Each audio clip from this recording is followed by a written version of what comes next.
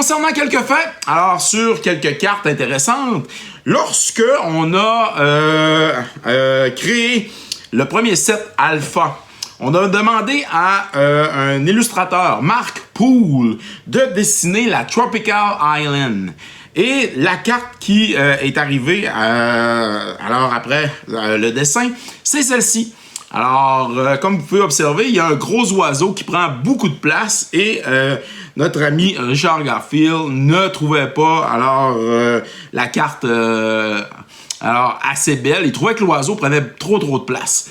Alors, il a décidé lui-même de refaire la carte et c'est pour cette raison, dans le fond, qu'on a désigné à ce moment-là la carte de Mark Poole comme étant le Bird of Paradise, alors du set alpha. Et bien sûr, alors, on a une nouvelle carte qui est Tropical Island avec juste une île sur la carte. Intéressant ici. Alors, est-ce que vous saviez que on a des cartes, dans le fond, qui ont été mal imprimées? Toujours dans le set alpha, on a une carte qui s'appelle Orcish Oriflamme, qui coûte un rouge et un colorless. C'est un enchantement qui donne +1/+0 aux attacking créatures.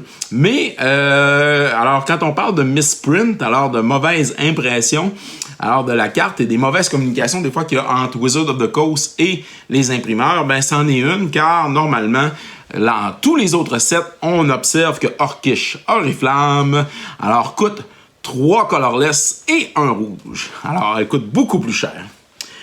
Toujours dans les mauvaises communications entre Wizard of the Coast et ses imprimeurs, dans le set alpha, on a 2 cartes qui ont été laissées de côté, malheureusement. Alors, il y a eu une mauvaise communication avec l'imprimeur. Les 2 cartes en question, c'est Circle of Protection Black et Volcanic Island qui n'apparaissent pas dans le set.